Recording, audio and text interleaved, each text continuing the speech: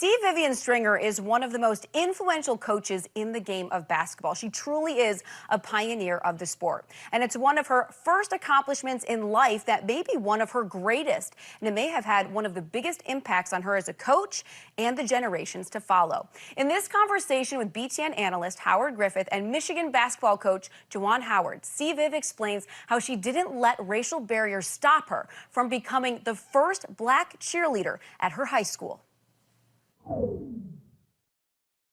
I never wanted to be a cheerleader, but I ended up being a cheerleader because they didn't have a basketball team for the women. But you know, Monday through Thursday, Friday, I would play with the guys, and most of the time, you know, beat up on them.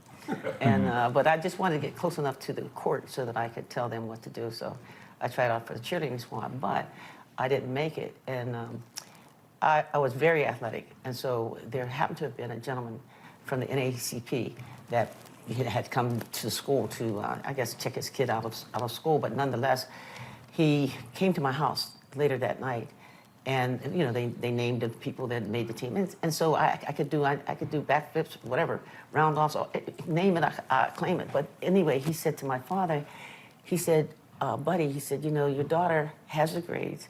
And she was not only, you know, one of the best cheerleaders, she's clearly the best. You know, the students, you know, had gathered together and were applauding, you know, those of us that were contestants.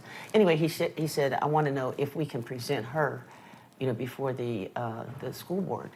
And my father didn't even know I tried out. And I said, so he said, you know, would you talk to her? And because if there's a chance that we can get a black female cheerleader, if we can get a black cheerleader, then this would be it. This would be the time. So my father came upstairs and asked me, and I put the, you know, the covers over my head. No, I don't want to hear it. You know, I said, you know, I'm not interested. But you know, clearly I was just hurt. But he said, it's not about you, and it's not about, you know, and perhaps it's not for you, but it's for future generations that will come after you. You know, and you stand up for something, you know, where you fall for anything. So make the decision, you know, of what you would want to do. And I was so nervous and scared, but that night I couldn't go to sleep. I couldn't go to sleep. And so, long story short is I ended up making the cheerleading squad, but I felt bad because my name was added too. You know what I mean? Like when they had, you know, you feel less than. And so let me just say this, I became the coach that I am, driven, you know, to not ever let a young woman, and certainly not a black female, ever feel inferior or less than, because I was clearly better than, you know, the people that I tried out against, but, you know, that wasn't to be. And so then when I, you know, got an opportunity to coach and coach at Cheney University, I didn't have any experience, but I was grateful because I had an opportunity to share my talents and then to make this the vision that I had. And I knew that forever, and it was interesting because, no, I didn't, you know, wasn't put on, I was put on the cheerleading squad, but I didn't make it. But my niece, it was years later, and lo and behold, my niece, and two nieces made the cheerleading squad.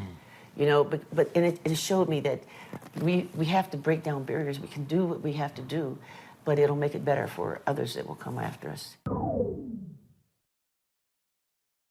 I could really listen to Viv's stories all day long. She has so many. If you'd say she has so many, she should write a book. Well, she has. But Jantel, as you listen to her talk, what sticks out to you?